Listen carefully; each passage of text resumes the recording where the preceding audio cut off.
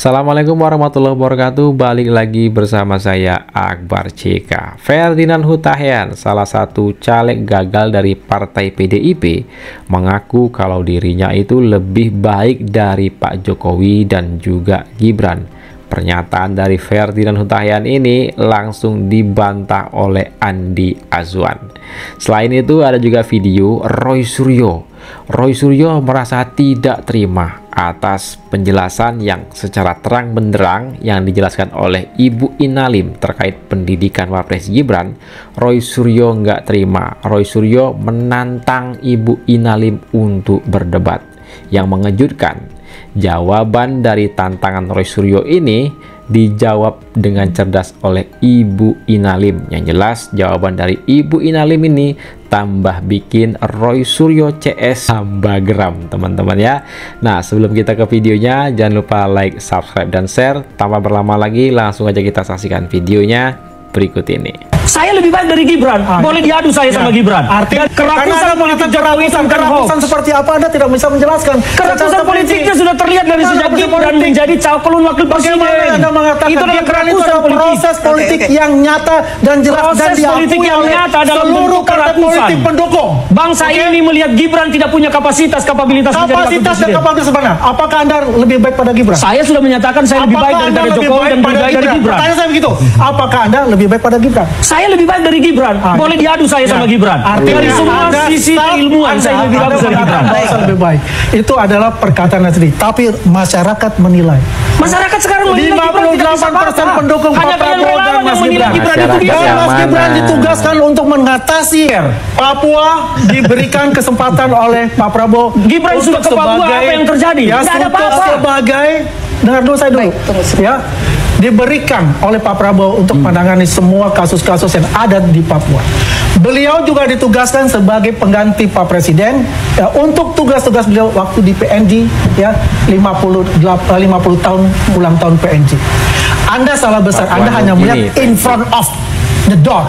Tapi Anda tidak lihat dari backdoornya seperti apa hubungan beliau dengan Pak Prabowo. Itu kan klaim kalian. Itu klaim kalian. Kalian saya klaim. Bisa klaim. Saya berbicara langsung Masyarakat melihat fakta. Saya berbicara. Bentar. Ferdinand Hutahian mengaku lebih baik dari Pak Jokowi dan juga Gibran. Itu klaim dia ya. Dia aja nyalek gagal. Ya, nggak dipilih oleh rakyat. Rakyat nggak percaya sama Ferdinand Hutahian ini. Berarti Pak Jokowi dan Gibran itu lebih baik, jauh lebih baik dari Ferdinand Hutahian ini. Jelas teman-teman ya. Hari-hari ini beredar yang katanya pakar pendidikan luar negeri namanya Bu Ina Lim. Iya. Ya, saya tantang besok kalau Bu Ina Lim kan ada di Indonesia. Datang ke sini segera besok ya. Jangan hanya ngomong idealnya. Meanwhile, karena tujuan utamanya udah pemakzulan mau pakai cara apa, jadi percuma juga untuk dijelaskan ijazah S1 nanti dibahas SMA udah diselesaikan nanti SMP SD gitu. Nah itu makanya kenapa saya nggak ngikutin beritanya, jadi sekali saya udah merasa tujuannya begini dan cara-caranya nggak benar, untuk apa juga dibaca dan diikutin. Tapi saya bukan pengangguran gitu.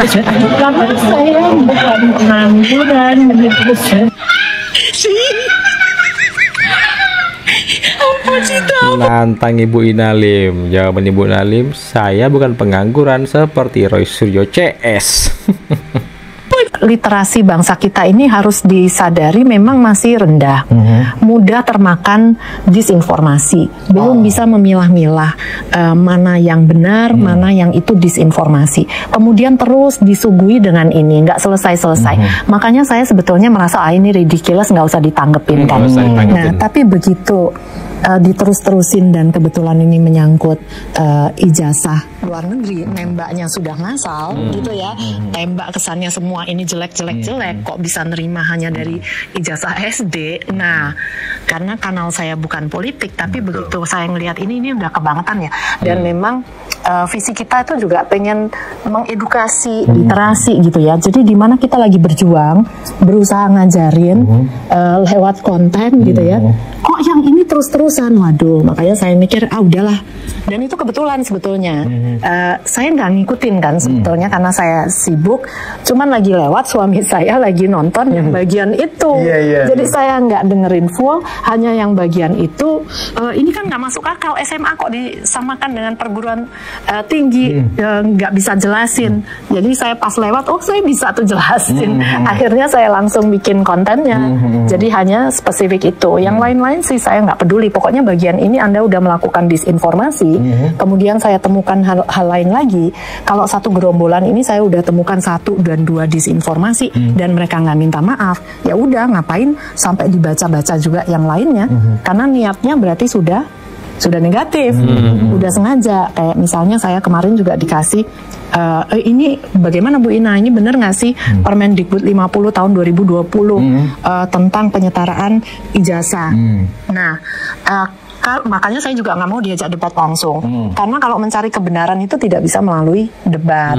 Nah, misalnya debat langsung, kemudian lawan debatnya mengatakan menurut Permendikbud 50 2020, kita kan nggak mungkin hafal semua Permendikbud. Nah, jadinya tidak mengedukasi masyarakat, nggak sempat ngecek.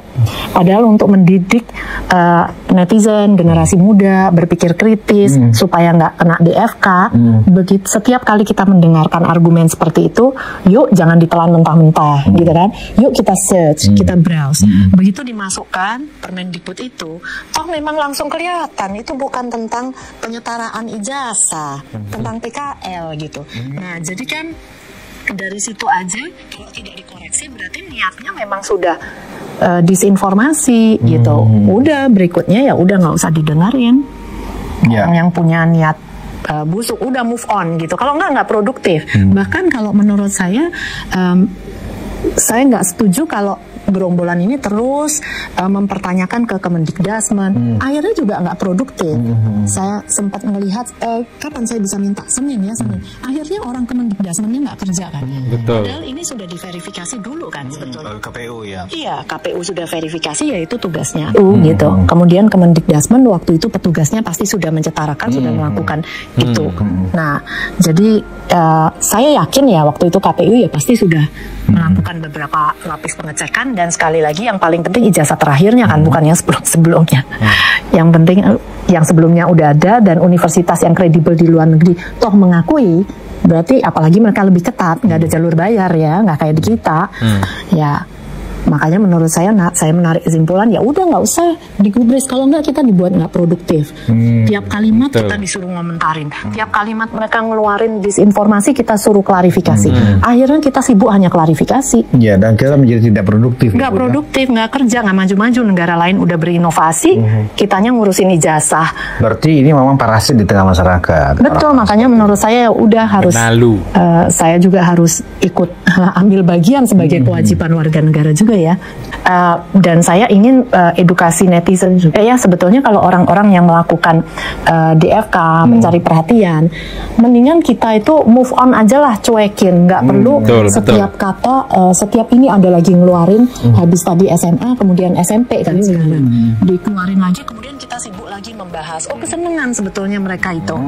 Jadi kenapa saya mau hadir di sini, tujuannya untuk mengedukasi netizen, orang-orang seperti gerombolan apa tadi RRT gitu ya. Nah, itu tuh akan selalu ada di dunia politik, akan selalu ada. Karena menurut saya politik itu memang bersaing, tapi harusnya jangan sampai DFK, bersaing sehat dong, kayak di dunia kerja lah.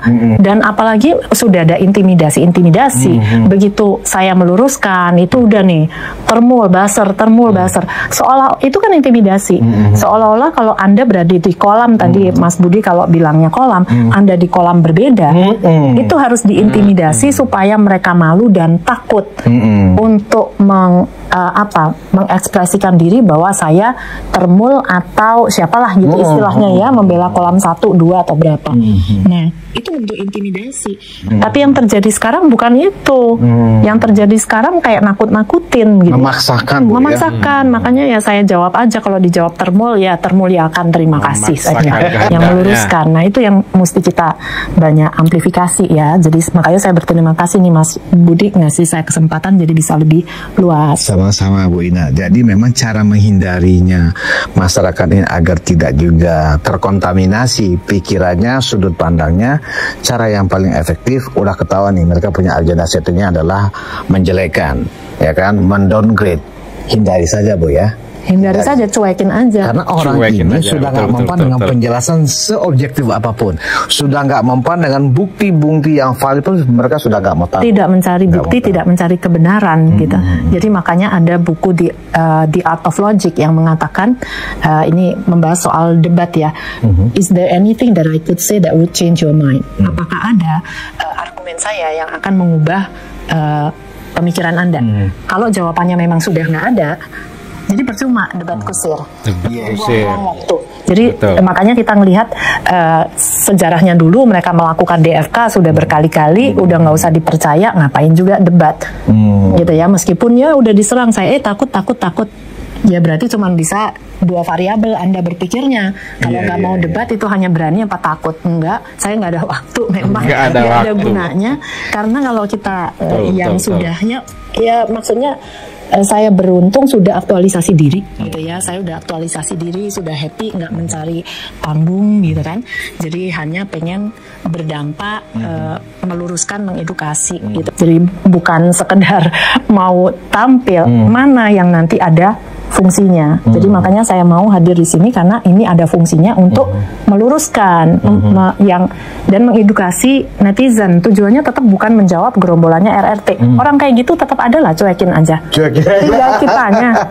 Tinggal kitanya memilah. Nggak mungkin kita menghilangkan, menenggelamkan orang-orang yang berniat buruk ini, nggak bakal. Jadi tinggal kitanya aja yang bisa milih mana yang untuk diikuti. Mudah-mudahan nuraninya masih hidup. Tinggal kita ya, cuekin aja. Nah itu tadi penjelasan dari Ibu Ina Lim, luar biasa. Ibu Ina Lim ya jawab tantangan Roy Suryo dengan skakmat. Saya sibuk, saya bukan pengangguran. Ada hal yang lebih penting daripada berdebat dengan Roy Suryo CS. Ini baru mantap nih ya. Kalau diladenin, itu maunya Roy Suryo ya kan. Semakin diladenin, mereka semakin sering tampil di televisi, tampil di sana, tampil di sini, tambah jadi. Tujuan Roy Suryo itu tadi ya, mereka ingin menampilkan diri. Keuntungan mereka ya di situ. Mereka dipanggil televisi dapat duit. Sedangkan Ibu Ina Lim ini ya bukan pengangguran seperti trio RRT DKK ya. Nah itu tadi jawaban yang cerdas dari Ibu Ina Lim. Saya bukan pengangguran ya, banyak hal yang lebih penting. Yang kayak gitu dicuekin aja. Mantap nih Ibu Ina Lim. Dan juga Ferdinand Hutahian yang katanya ngaku lebih baik dari Pak Jokowi dan juga Gibran. Gimana mungkin bisa lebih baik dari Pak Jokowi dan Gibran, sedangkan dia nyalek aja gagal ya. Rakyat nggak percaya sama si Ferdinand ini ya, mantan kader dari Partai Demokrat lompat ke PDI, nyalek gagal. Berarti kan nggak ada yang milih, nggak percaya masyarakat dengan Ferdinand Hutahian ini. Nah itulah sedikit informasi yang bisa saya sampaikan di video kita kali ini. Jangan lupa like, subscribe, dan share. Saya Akbar CK mohon undur diri. Assalamualaikum warahmatullahi wabarakatuh. Salam sehat selalu, bye bye.